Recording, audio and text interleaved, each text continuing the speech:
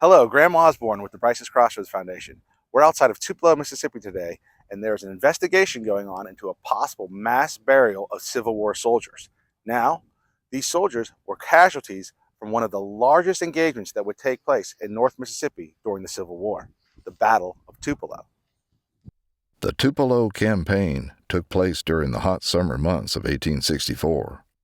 Like the June 1864 Battle of Brice's Crossroads, the actions in and around Tupelo were actually part of the larger Atlanta campaign, while sporadic fighting and maneuvering took place as early as July 11th on the outskirts of Pontotoc. The fighting was truly intense on July 13th, 14th, and 15th in the Camargo, Harrisburg, Tupelo, and Old Town Creek areas. Well, the Calhoun home is at Calhoun Crossroads, and that is the intersection of the Camargo Road and the Pontotoc-Verona Road. From the engagements on July 13th with the running battle from Pontotoc to Harrisburg, it was approximately 4 miles to the south. If you go directly north from the home, you went to Camargo Crossroads.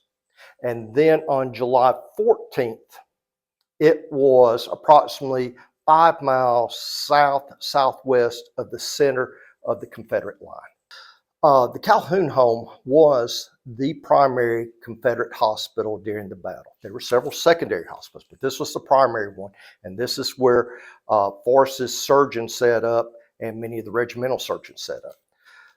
What happened was on July 13th, casualties started coming in.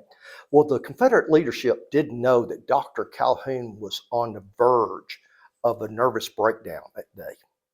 And he went to his back bedroom, threw himself on the bed and said, "Jane, I can't do it." And Jane replied, "Get up, doctor, this is our day." And he did rally to the occasion. They treated probably over 500 casualties there. They had doctors coming throughout the area to support the Confederate surgeons. They took the doors off the hinges there in the house, took them outside, set them up sawhorses to make surgery tables. It was just a large-scale operation there. With all around the house, you had Confederate wounded outside recovering in the elements. And across the road, they started burying the dead. Well, what we keyed in on was the diary of Private Hancock of the 2nd Tennessee, who was an eyewitness to events, along with the casualty reports and then post-war newspaper articles and magazine articles writing about it up until the house burned in circa 1958. Because it was such a large, beautiful home, so much was written about that house. With so many casualties there, it is hard to determine who the predominant burials were. We know a lot probably came from Bell's brigade. And the body that we had the headstone for that we have out there belonged to a Sergeant Drake, Dodd Drake. He was from Tennessee. He was from a well-known family. His father was a physician. He was well-educated. And we know from the inscription on his headstone, which is the only one we've been able to find, is that he died on July 14th, which is in the main battle, which that corresponds with the casualties from the main battle also being brought there. Our main goal in here is to find the location of the graves, preserve them, mark them, and eventually develop an interpretive site there to explain what happened at the Calhoun home and the general events of the battle. We turned to Wayne Lee, one of our members. He is an experienced dowser who has found many graves in his area back in North Carolina. And so he has a lot of research in this, experience in this. And you have to remember, here in the lower South, dowsing has a time-honored tradition for us. If you're my generation and older, you grew up knowing dowsers. You had dowsers come out to your farm to help you find wells, etc. So we went with that. It was our best option we had at the time. We identified possible locations for the trenches. Luckily, we had a civil engineer come out. He helped us to mark everything. We swept that area then with metal detectors to try to get hits, which we did. Now, the next step was naturally to try to obtain a GPR survey.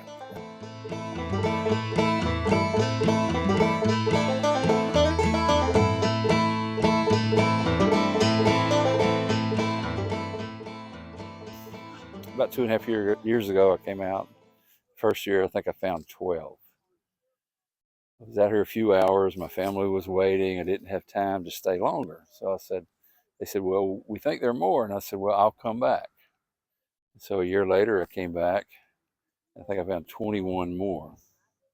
So I'm out here today because they had a group of researchers going to be here to try to confirm what I had told them about the 32 soldiers that are buried out here.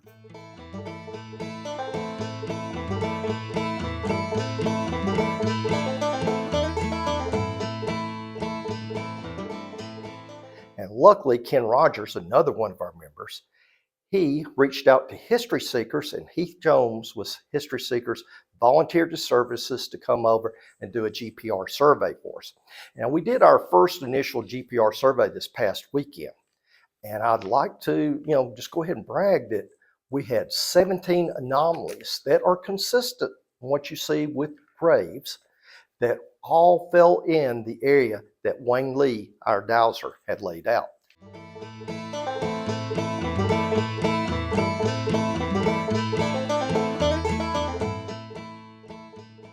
We're thinking somewhere in the neighborhood of 33 to 34, not only Confederate, but Union soldiers that were wounded during the Battle of Harrisburg, Tupelo, that were brought to the Calhoun house next door, were treated for their injuries, and unfortunately, they succumbed to their wounds and were buried here in the field behind us here.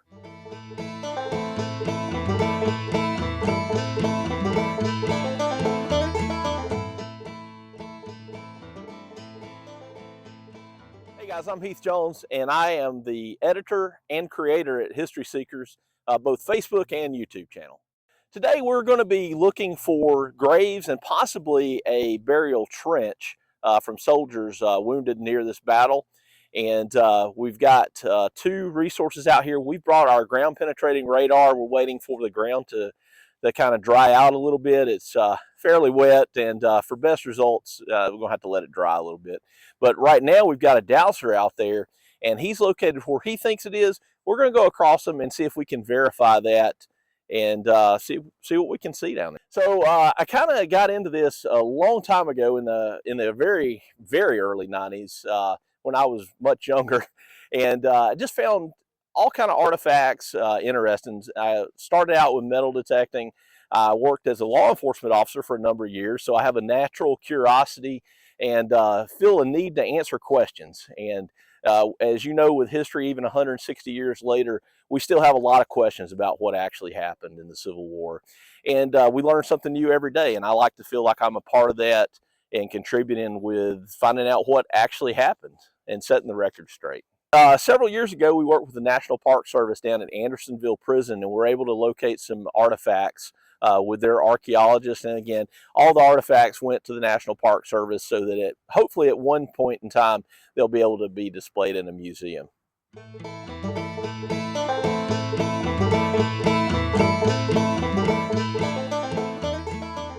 History Seekers will be coming back in a few months when the ground conditions are better, when it's not quite as wet as it has been here in the early part of the year. And we can get a better read when it's not quite as saturated, hopefully pick up even more graves. The investigation continues into the Calhoun mass burial site.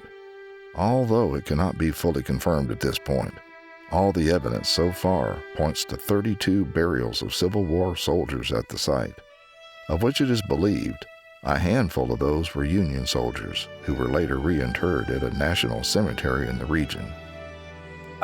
History's it's important. The old saying is, if you don't know history, it's doomed to repeat itself. And history is part of who we are. It's our ancestry.